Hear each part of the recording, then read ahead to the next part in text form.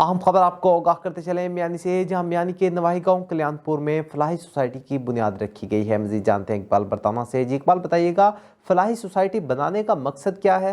जी बिल्कुल, मैं इस वक्त मियानी से मुलेका गांव कल्याणपुर बाला में मौजूद हूँ। यहाँ पर करीबन आज से 1 साल कबल वेलफेयर सोसाइटी कल्याणपुर बाला की बुनियाद रखी गई थी, जिसके इगराज व मकासद सफाई और मुसाफिर खाने, एम्बुलेंस वगैरह। इस बारे में मेरे साथ इस वक्त मौजूद हैं मोहम्मद हसनैन हाशमी साहब, जो रूह सदर हैं इस सोसाइटी के वेलफेयर के। उनसे जानते हैं कि उनकी नज़र में ये क्या इराद व मकासद थे और अब तक उन्होंने क्या कुछ काम किया इस सोसाइटी से। जी बहुत शुक्रिया।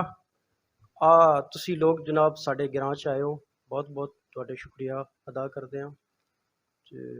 ਅਸੀਂ ਕਲਾਨਪੁਰ ਵਾਲੇ ਮਿਲ ਕੇ ਵੈਲਫੇਅਰ ਸੁਸਾਇਟੀ ਬਣਾਈ ਹੈ, ਸਾਲ ਤਕਰੀਬਨ ਹੋ ਗਿਆ। ਇਸ ਵਿੱਚ ਅਸੀਂ ਬਹੁਤ ਸਾਰੇ ਕੰਮ ਕੀਤੇ ਨੇ, ਜਿਸ ਵਿੱਚ ਪਹਿਲਾ ਪ੍ਰੋਜੈਕਟ ਸਾਡਾ ਹੀ ਸਫਾਈ ਵਾਲਾ, ਉਹ ਅਲਹਮਦੁਲਿਲਾ ਅਸੀਂ ਹਰ ਗਲੀ ਵਿੱਚ ਡਰਮ ਲਾਏ ਨੇ। ਉਸ ਤੋਂ ਬਾਅਦ ਅਸੀਂ ਇੱਕ ਮੁਲਾਜ਼ਮ ਰੱਖਿਆ ਹੋਇਆ ਹੈ।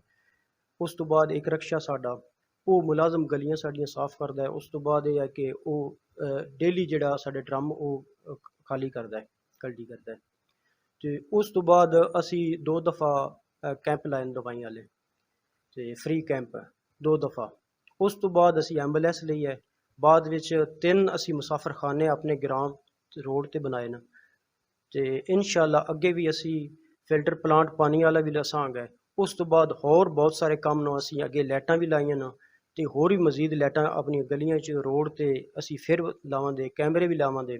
ਉਸ ਤੋਂ ਬਾਅਦ ਅਸੀਂ ਦਰਖਤ ਜਿਹੜੇ ਹਨ ਉਹ ਅਸੀਂ ਹਰ 6 ਮਹੀਨੇ ਹਰ ਸੀਜ਼ਨ ਵਿੱਚ 200 ਦੇ ਕਰੀਬ ਅਸੀਂ ਦਰਖਤ ਲੈਂਦੇ ਹਾਂ, ਅਸੀਂ ਹਰ 6 ਮਹੀਨੇ ਤੋਂ ਬਾਅਦ। ਅਤੇ ਇਨਸ਼ਾਅੱਲਾ ਇਸੇ ਤਰ੍ਹਾਂ ਮਿਲ ਕੇ ਸਭ ਜਿਹੜਾ ਅਸੀਂ ਖਿਦਮਤ ਕਰਸਾਂਗੇ। ਉਸ ਤੋਂ ਬਾਅਦ ਸਾਡੇ ਜਿਹੜੇ ਓਵਰਸੀ ਹਨ, ਇਹਨਾਂ ਦੀ ਮਿਹਰਬਾਨੀ ਹੈ, ਇਹਨਾਂ ਦੀ ਸਭ ਹੈ ਕਿ ਇਹ ਸਾਨੂੰ ਸਪੋਰਟ ਕਰ ਰਹੇ ਨੇ। ਸਾਡੇ ਗ੍ਰਾਂ ਦੇ ਜਿਹੜੇ ਅਫੀਸਰ ਹਨ ਜਵਾਨ, ਉਹ ਸਾਨੂੰ ਸਪੋਰਟ ਕਰ ਰਹੇ ਨੇ, ਅਤੇ ਬੜਿਆਂ ਤੋਂ ਲੱਗ ਕੇ ਬੱਚਿਆਂ ਤੱਕ ਉਹ ਸਭ ਮਿਲ ਕੇ ਸਪੋਰਟ ਕਰ ਰਹੇ ਨੇ। ਅਤੇ ਇਨਸ਼ਾਅੱਲਾ ਅੱਗੇ ਵੀ ਅਸੀਂ ਆਪਣੇ ਗ੍ਰਾਂ ਦੀ ਖਿਦਮਤ ਕਰਾਂਗੇ।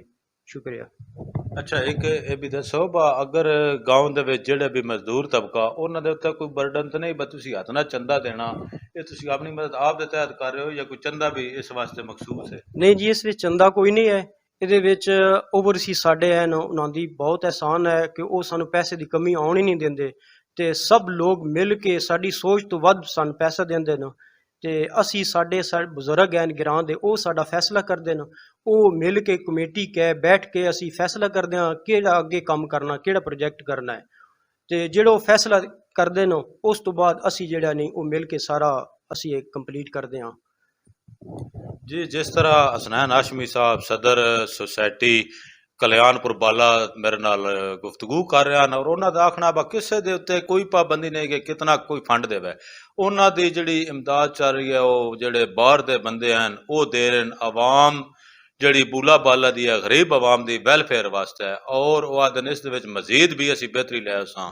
ਜੀ ਮੇਰੇ ਨਾਲ ਇੱਥੋਂ ਦੇ ਜਿਹੜਾ ਰਿਹਾਇਸ਼ੀ ਵੀ ਮੌਜੂਦ ਹਨ ਕਲਿਆਣਪੁਰ ਬਾਲਾ ਦੇ, ਇਹਨਾਂ ਕੋਲ ਵੀ ਜਾਣਦੇ हैं कि ये क्या आदन है सोसाइटी के बारे में, कितनी कामयाब है और किस तरह काम कर रही है। जी जनाब असी बहुत अच्छे काम हो रहे हैं, अपनी मदद आप के तहत कर रहे हैं। सफाई या गलियां चो नालियां साफ हो रही हैं, ड्रम लग रहे हैं, एंबूलेंस बना लिया, सजरकारी कर रहे हैं। माशाअल्लाह शुक्र अल्हम्दुलिल्लाह साडा सिस्टम जेड़ा ना बहुत अच्छा चल रहा।